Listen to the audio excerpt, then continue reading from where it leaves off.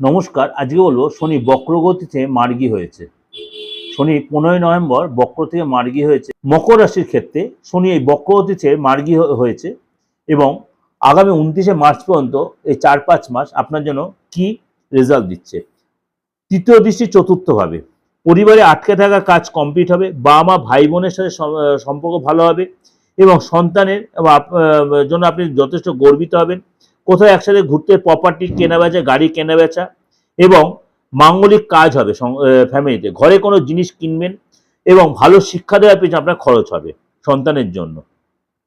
সপ্তম দৃষ্টি অষ্টম ভাবে ইএমআই যে খরচ চলছে সেটা মিটে যাবে, আপনার ধার দেনা মিটবে, লোন মিটবে, এক্সট্রা ইনকাম এবং ভালো রোজগার, ভালো সেভিংস করতে হবে। দশম দৃষ্টি ব্যয় ভাবে যেতে যেতে স্থান পরিবর্তন, শনি যেতে যেতে আপনার স্থান পরিবর্তন করে দেবে, পদধন লাভ হবে এবং আপনার ট্রান্সফার ভালো যায়, মন মতো ট্রান্সফার